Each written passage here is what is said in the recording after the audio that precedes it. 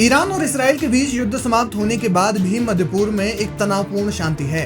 दोनों देश अपने आप को अंतर्राष्ट्रीय पटल पर ऊंचा दिखाने की कोशिश कर रहे हैं। इसी बीच ईरान ने WHO को एक पत्र लिखा है जिसमें उन्होंने ईरान पर इसराइल और अमेरिकी हमलों की निंदा करने की अपील की है।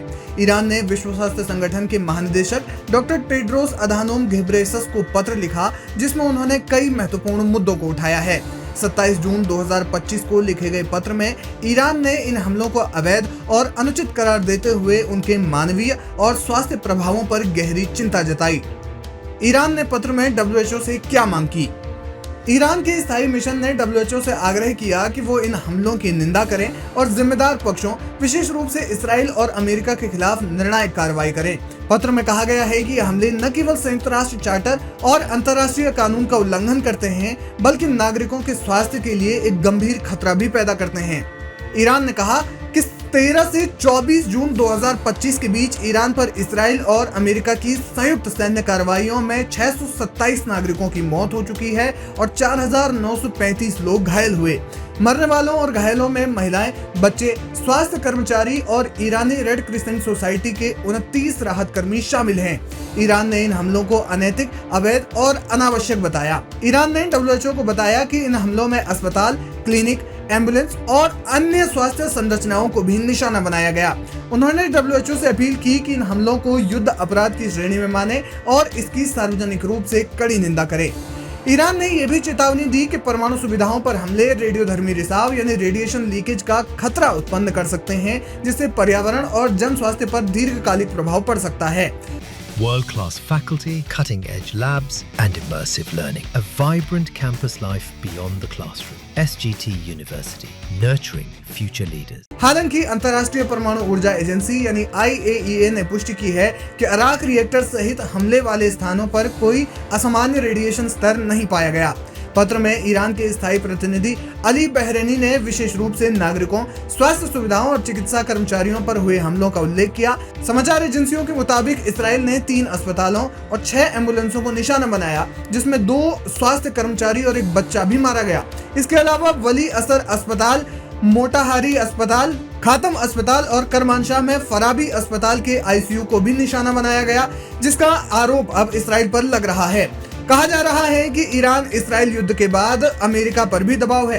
ईरान के परमाणु कार्यक्रम तेज होने की आशंका बढ़ गई है। ऊपर से उन्होंने फोर्डो पर हमले से पहले 400 किलो यूरेनियम को किसी दूसरे स्थान पर ट्रांसफर कर दिया था। ऐसे में माना जा रहा है कि ईरान परमाणु बम बनाने की दिशा में काम तेज कर सकता है।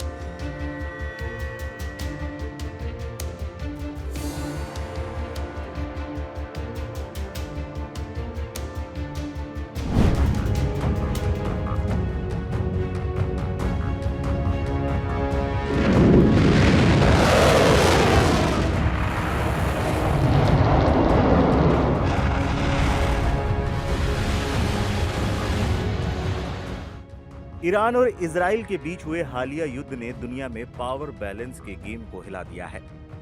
जहां इजराइल और अमेरिका का दावा है कि उन्होंने 12 दिनों तक चले युद्ध में ईरान को भारी नुकसान पहुंचाया है, वहीं ईरान ने भी नुकसान की बात स्वीकार भी की है। लेकिन इस युद्ध ने ईरान का मिडिल ईस्ट में दबदबा बढ़ा दिया है।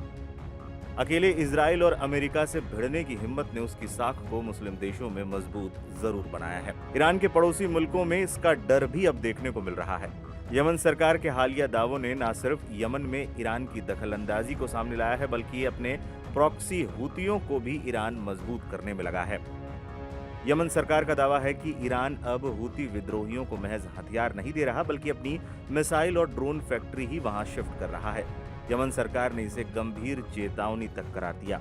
यमन सरकार के अनुसार ये फैक्ट्रियां सादा, हज्जा और राजधानी सना के आसपास लगाई जा रही हैं। इससे न सिर्फ यमन में हालात और बिगड़ सकते हैं, बल्कि पूरी खाड़ी और वैश्विक समुद्री व्यापार पर भी गहरा संकट आ सकता है।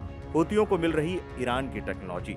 यमनी अधिकारियों के मुताबिक हूती विद्रोहियों को अब सिर्फ पुराने हथियार नहीं दिए जा रहे, बल्कि उन्हें एडवांस बैलिस्टिक और हाइपरसोनिक मिसाइल टेक्नोलॉजी भी मिल रही है। जिस तरह के हथियार हाल में ही ईरान ने इस्तेमाल किए, हूतियों ने भी उन्हीं से मिलते जुलते सिस्टम के साथ पड़ोसी देशों और समुद्री मार्ग पर हमले किए हैं। इससे साफ है कि हथियारों की सप्लाई के साथ साथ ट्रेनिंग और ऑपरेशन तक की पूरी स्क्रिप्ट तेहरान से लिखी जा रही है। इसकी बानगी अमेरिका के साथ हुए हालिया संघर्ष के दौरान भी देखने को मिली थी, जब अमेरिकी ड्रोन्स को हूतियों ने निशाना बनाया था और तो और अमेरिका की नौसेना बेड़े को निशाना बनाते हुए भी कई मिसाइलें दागी गई थी। Aim right, achieve big. At KR Mangalam University, we provide you the platform to turn your dreams into reality. At KR Mangalam University. वैश्विक समुद्री रास्तों पर मंडरा रहा है खतरा।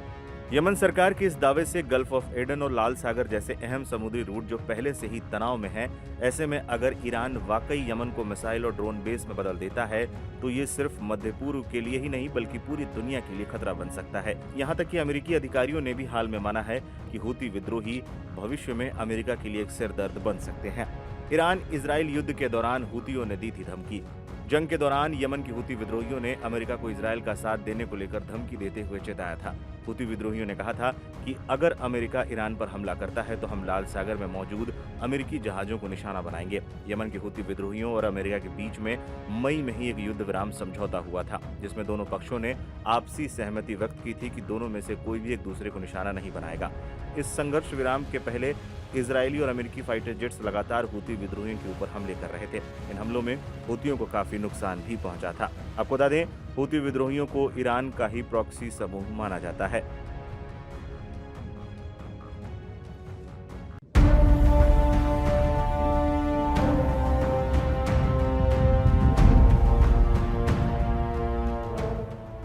अमेरिका ने हाल ही में ईरान के परमाणु कार्यक्रम को निशाना बनाते हुए एक बड़ी सैन्य कार्रवाई की है, जिसमें फोर्डो, नतांज और इस्फहान जैसे प्रमुख परमाणु ठिकानों को टारगेट किया गया है। लेकिन हैरानी की बात यह है कि ईरान के सबसे महत्वपूर्ण और संवेदनशील परमाणु ठिकाने इस्फहान पर कोई खास नुकसान नहीं हुआ। ये वही जगह है जहां ईरान का सबसे बड़ा यूरेनियम भंडार रखा गया है। सवाल उठता है कि अमेरिका के पास दुनिया के सबसे शक्तिशाली बम होने के बावजूद इस ठिकाने पर लगभग हमला नाकाम क्यों रहा। पेंटागन के मुताबिक इस्फहान का परमाणु ठिकाना जमीन के इतने अंदर बना हुआ है कि अमेरिका के सबसे ताकतवर बंकर बस्टर बम भी वहां तक नहीं पहुंच पाए। इसीलिए अमेरिका ने इस ठिकाने पर हवाई बमबारी की जगह टॉम हॉक मिसाइलों से हमला किया। हालांकि एक्सपर्ट्स का मानना है कि ये हमले केवल सतह तक सीमित रहे और अंदर मौजूद महत्वपूर्ण परमाणु सामग्री तक नहीं पहुंच पाए। अमेरिका की खुफिया एजेंसी का अनुमान है कि इस्फहान में ईरान का करीब 60% संवर्धित यूरेनियम भंडार छिपा है। ये संवर्धित यूरेनियम किसी भी देश को परमाणु हथियार बनाने की क्षमता दे सकता है। इसका मतलब है कि इस्फहान पर हमला नाकाम रहने से ईरान की परमाणु ताकत पूरी तरह खत्म नहीं हुई है। कहां गया यूरेनियम? रिपोर्ट्स की माने तो ईरान ने हमले से पहले कुछ यूरेनियम को इन ठिकानों से दूसरी जगह शिफ्ट कर दिया था। Aim right, achieve big. At KR Mangalam University, we provide you the platform to turn your dreams into reality. At KR Mangalam University. हालांकि इसके बावजूद अमेरिकी राष्ट्रपति डोनाल्ड ट्रंप ने दावा किया कि कुछ भी नहीं हटाया गया था।